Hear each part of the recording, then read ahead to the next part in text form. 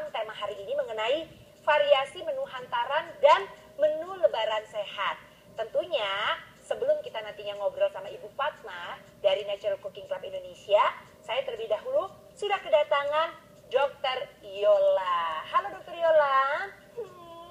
Bukan ikutan nangis. Dr. Yola, apa kabar? Kabar baik. Ya. Kenapa kita jadi merah kuning hijau Iya, gini? ya, seperti lampu merah kita ya. Iya, tapi nggak apa-apa. Ini berarti kita sebetulnya hari ini lagi seneng. Betul. Makanya Karena bajunya kita berwarna. mau memasuki hari raya Idul Hari Fitri, raya. ya. Nah, kalau Dr. Yola ini kan memang spesialisasinya kan di gizi klinis ya. Jadinya udah pasti dong mengenai asupan, nutrisi dan teman-temannya itu paling pakar deh ya. Tapi yang pengen saya tahu nih, kan kalau lebaran kan cenderung kita makanannya tuh berlebihan. Iya. Balas dendam. Karena kita habis puasa.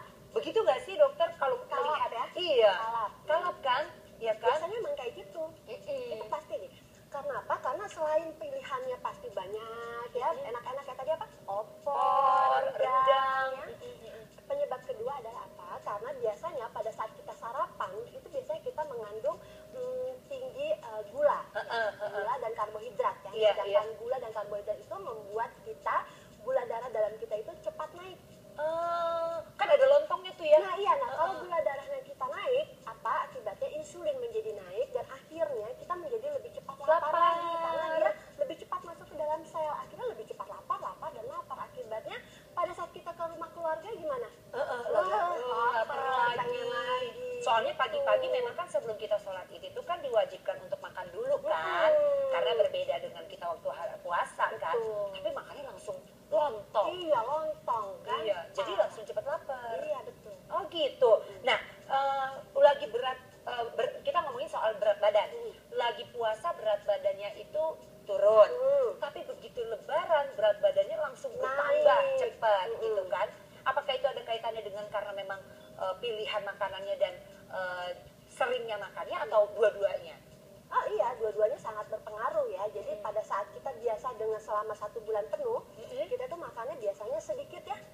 Ya nggak sedikit juga sih, kadang juga makan bulan pas buka puasanya banyak.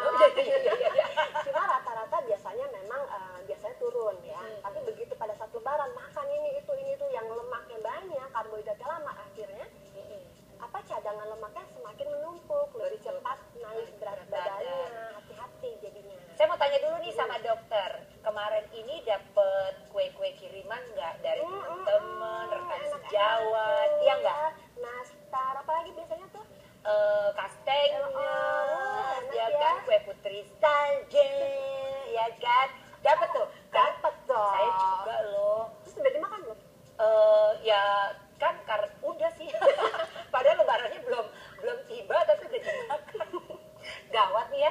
Kenapa ya kalau puasa dan lebaran itu kita selalu cenderung jadi agak berlebihan sih ya? Karena perayaan sih juga ya. Itu yang salah sebenarnya nggak harus seperti itu. Tuh, kan? oke. Nah, kalau menu lebaran sendiri, dokter tahu kan suka makanannya opor, santan dan teman-temannya. Sebetulnya kalau dari sisi nutrisi itu sehat atau tidak sih? Nah, berarti kita ngomongin santan. Jujur aja nih, nggak apa-apa. Aku sih nggak apa-apa. Iya lah, masa nggak jujur? Kita ngomongin santan dulu nih. Kalau ngomongin santan berarti ngomongin kelapa. Kelapa itu termasuk lemak yang jenuh. Jadi lemak jenuh itu lemak yang tidak baik. Gitu, lemak yang tidak baik maksudnya kenapa? Karena dia lebih meningkatkan kadar kolesterol yang jahat dalam tubuh kita. Seperti itu. Tapi memang untuk kalau dari ukuran bentuk molekulnya ya, kalau santan itu dia adalah rantai cabang tengah, artinya dia lebih cepat diserap dalam tubuh, lebih cepat dicerna. Jadi sebenarnya bagus. Tapi kalau dilihat dari sifat jenuhnya, nah itu tidak boleh berlebih, karena kalau dia lemak jenuh berlebih dalam tubuh kita, akibatnya kolesterol jahat dalam tubuh kita ikut naik. Seperti itu. Gitu. Jadi sebenarnya ada bagian yang oke, enggak oke. Jadi maksudnya nggak boleh berlebihan. Iya. Kak, yang dibilang berlebihan dan nggak berlebihan tuh gimana sih dalam mengkonsumsi makanan-makanan yang bersantan? Gitu ya, berapa banyak ya. Karena kalau dilihat dari asam lemak jenuh, berarti dia konsumsi perharinya adalah kurang dari 7% dari total seluruh makanan kita. Artinya adalah hanya 16 gram. Jadi kalau santan itu satu cangkir santan itu kadarnya kurang lebih 45 gram. Sedangkan kita hanya butuh kurang dari 16 gram. Nah, jadi dalam sehari mungkin hanya 1/4 cangkir